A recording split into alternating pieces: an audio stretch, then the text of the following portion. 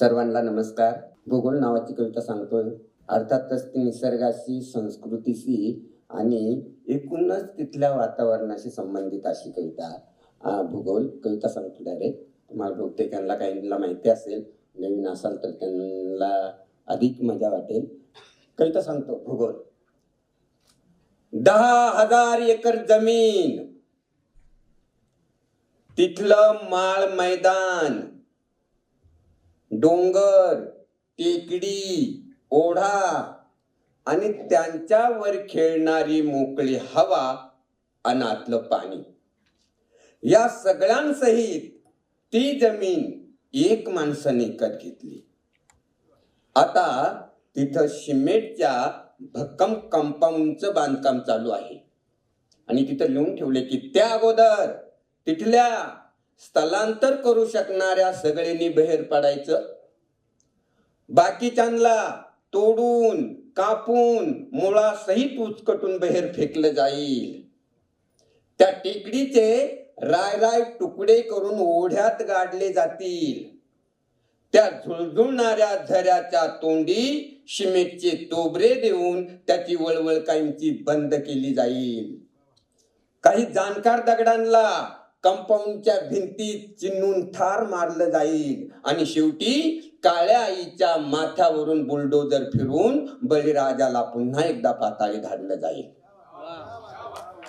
कंपाऊंडच्या आत सारी जमीन सिमेंटची होईल. अरे पण एक माणूस पैसा देऊन असा अर्धा अधिक भूगोल विकत कसा काय घेऊ शकतो? बरं घेतला तर घेतला, त्याची अशी विल्हेवाट कशी काय लावू शकतोय? नाही म्हणजे असं कंच्या शास्त्रात लिहिलंय, असं करा, सगळ्या शास्त्रांनी एकत्र जमा. अर्थशास्त्र, राज्यशास्त्र, इतिहास ही सगळ्या प्रकारची सामाजिक शास्त्र, त्याचप्रमाणे सर्व धर्मांची धर्मशास्त्र, तसेच हे IT, बायटी, पॉलिटेक्निकी, फार्मसी वगैरे मॉडर्न पोरींना बोलून घ्या. सगळ्यांनी शांत डोक्यानं नीट बारीक दूरवरचा विचार करा आणि एवढा भूगोल सांभाळा. एवढा भूगोल सांभाळा दादा हो. नाही ते सत्तेचे मनोरे ढासळू द्या, निर्देशांक कोसळू द्या, शेअर बाजार गडगडू द्या, कुणाकडे पैसा जास्त झाला असेल तर तोही सोडू द्या, पण एवढा भूगोल सांभाळा. अरे ही बाकीची सगळी शास्त्र माणसानं या मातीवर पाय ठेवूनच माणसासाठी तयार केलीत.